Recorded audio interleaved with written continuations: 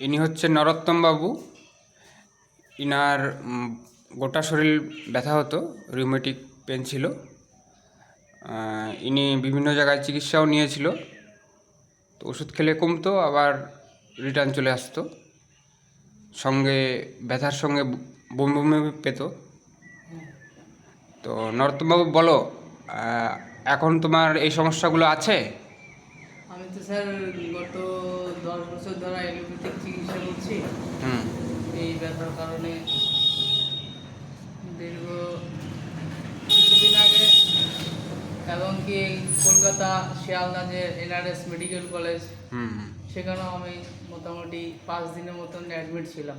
হুম ওখানেও অনেক চিকিৎসা করে কোনোই ফল মিলেনি তা আমার এই প্রায় গত সপ্তাহখানিক হলো ওষুধ খেয়ে মোটামুটি আপনার কাছে অনেকটা সুস্থ আমি। এবং আমার যে জয়েন্টে বা হাতে পায়ে ব্যথা করতো, হুম সেই সমস্ত ব্যথার থেকে এখন অনেকটাই আমি সুখী আর কি, অনেকটাই আরামদায়ক এবং কি কাজকর্ম অনেক কিছুই আমি হেল্প পাচ্ছি আপনার কাছে এসে। তার জন্য থ্যাংক ইউ। হুম তো আমাদের এই যে হোমিওপ্যাথি চিকিৎসায় আপনি সন্তুষ্ট?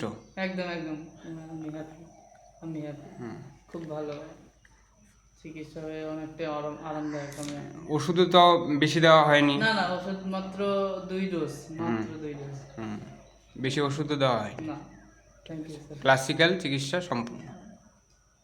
ধন্যবাদ।